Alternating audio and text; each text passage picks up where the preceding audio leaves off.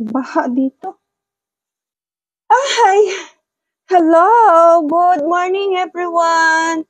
Good morning all over the world. And of course, good morning, Papa God in heaven. Here we are again. Ito naman po ang inyong Lola LK. Inuna ko po ang aming ulam dahil ito'y familiar na sa inyo. Hindi ko na po ito pinakita. So, ang inulam namin for today is sinigang na bangus. At alam na alam niyo na po ang pagluluto nito. Well, ngayon, magluluto po tayo ng sopas at champurado in my own version. Kaya, doon po sa mga nanay, mga tatay, mga kuya, mga ate, bangon na po tayo kasi may pasok po ang inyong mga junakis, ang inyong mga apo, ganun din po sa mga kananayan. Papasok na po ang inyong mga mister.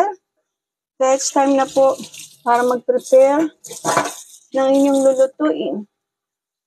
At ganun din po sa buong mundo, bago po tayo alis ng bahay, bago po tayo papasok, be sure lang po na wag tayong makakalimot magdasal. At ganun din po sa inyong mga gamit, cellphone, susi, at higit po sa lahat, yung ating pong brakes sa sasakyan. Kailangan po natin itong check-in para po tayo makaiwas sa anumang mga aksidente. Good morning din po, Ma'am Leonora Planas. Have a blessed day morning po, Ma'am.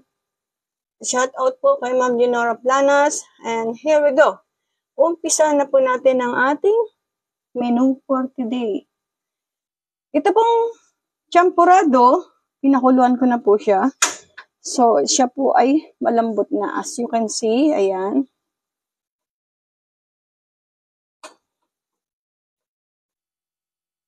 Lagyan lang po natin na siya ng konting water. Ayan. Ito po yung champurado.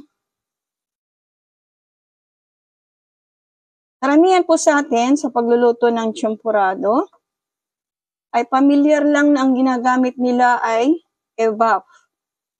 Ngayon po ito pong sa akin, ang gagamitin po natin ay coconut juice. Well, kung di po kayo familiar sa ganito, try nyo rin po.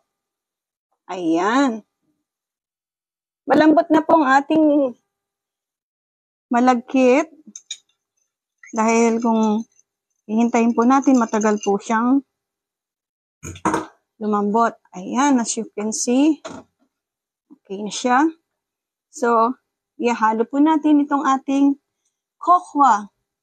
Recoa po ang gamit ko. Ayan.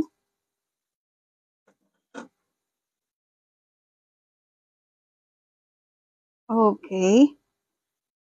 Ano lang po ito? Low fire. Gawin niyo lang po ng low fire.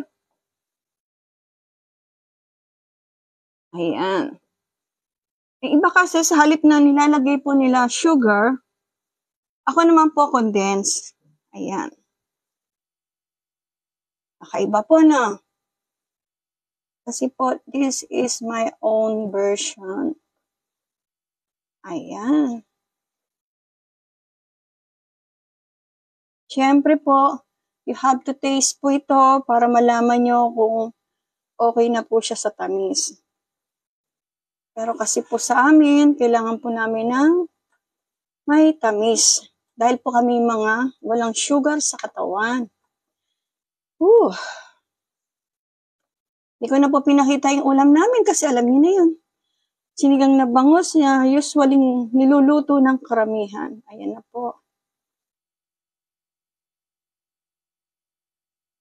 O, diba? Okay. Let we taste kung okay na po yung kanyang tamis. Ayan. I think I need more. Need more condensed. Ayan.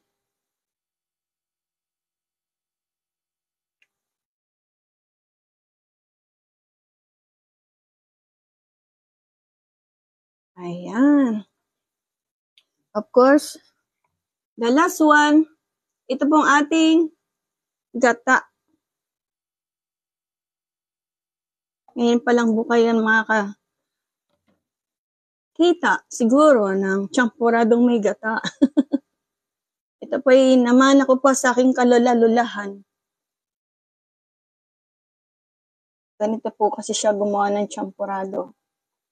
Ang isinasabaw niya ay gata. Ayan. And then, lagyan po natin siya ng dose lang po ng vanilla. Ayan. Kita nyo? Ganun lang po karami. Magandang umaga po, Ma'am Fideline Concepcion. Thank you, Ma'am, for watching. Shout out din po kay Ma'am Jennifer Alcantara Nicolas. Thank you, Ma'am, for watching my live stream sa pagluluto. I hope nag-i-enjoy kayo at meron kayong, please, try nyo rin po sa inyong bahay. Hindi po ito mahal. Very, lang po ito. Ayan. O, di po ba? Ang ganda. Taste po ulit natin. That's the real champurado I want. Pero I need more sugar. Matabang. Ayan. Bali, isang latang condensed po ang nilagay ko.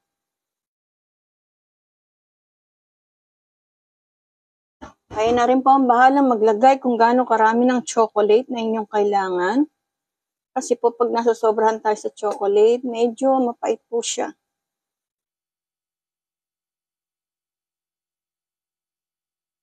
Ang pait po niya, katulad po ng nabigo, mapait.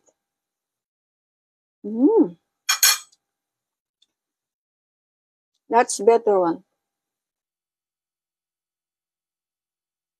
Promise po, napakasarap.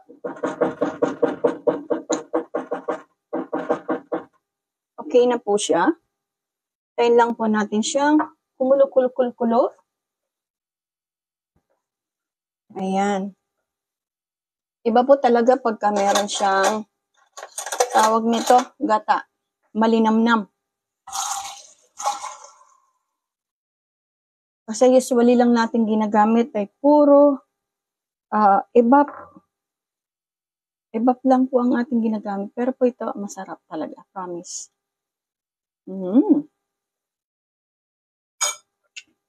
Ito po ang champuradong hindi ko pagsasawaan. Ayan.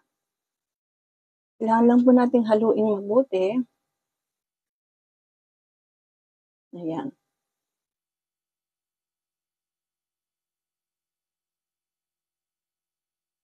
Iba pang kulay, no? Ang in-expect po natin, kulay chocolate. Kaya po nagkaganitong kulay niya dahil lagyan po natin siya ng coconut juice. Pero lasa-lasa pa rin po yung coco niya.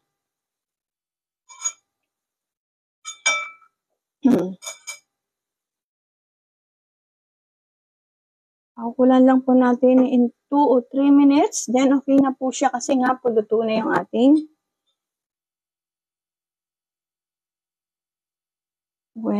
lagyan po natin ng konti pa. Konti lang. Kasi po sayang eh. Dami ko natin blahang cocoa. Ayan.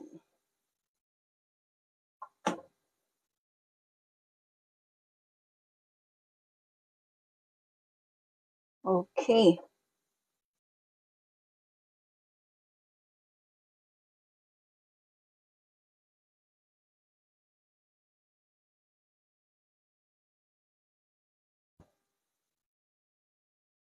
Okay. Tapos na po itong ating champurado. I'm sure nagtataka kayo kasi ang champurado natin hindi po siya chocolate. Pero pang ginamit ko rito ay Ricoa. Dahil nga lang po, ang ginamit kong pinaka-juice niya is coconut juice. Tapos na po siya. And don't forget, like, share, and subscribe sa akin pong YouTube channel ay yung Lola LK. Yan po ang aking champurado twist ng coconut juice. Let's go. Dito naman po tayo sa ating sopas.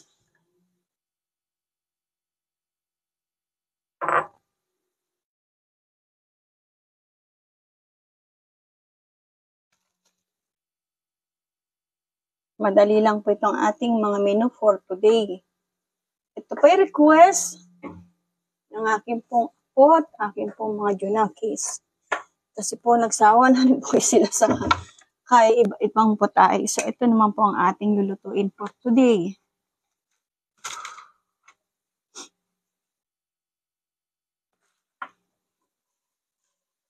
Tawalin po natin yung basa. Okay. Here we go. Konting oil lang. Ayan. What's happen? Nangyari. Doon sa kabila siguro. And then, lalagay na po natin ang ating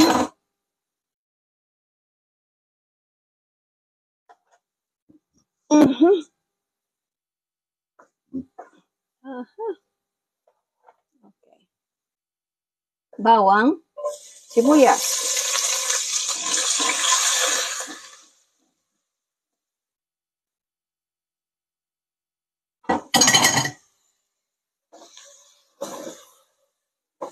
Ayan.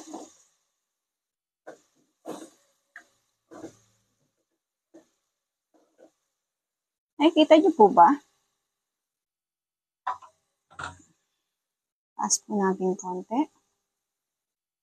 Ayan. So, ayan. Para nakikita niyo mabuti. Okay. Lalagyan na po natin ang ating manok. Ayan. Pinakuluan ko na rin po siya kanina. Tinanggal ko po kasi ang mga scum. Kailangan po nating kumain po ng malinis para po tayo makaiwas sa anumang mga sakit.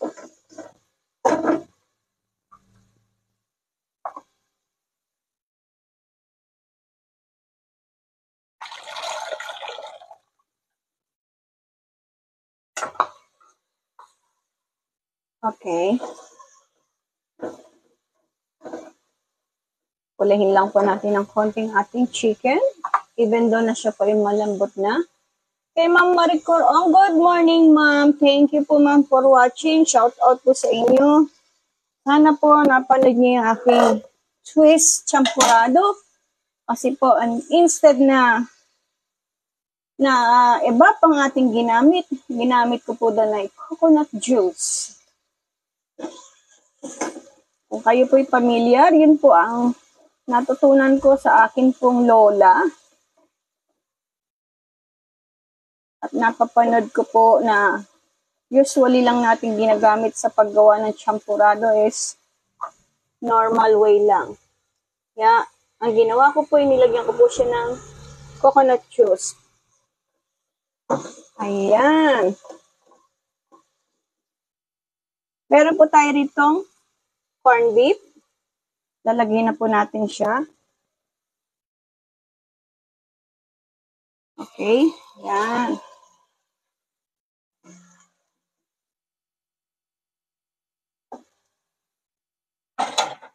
Ito pong ating sopas, para po itong style spaghetti. Pinakuluan ko po siya sa asin at saka may konting oil.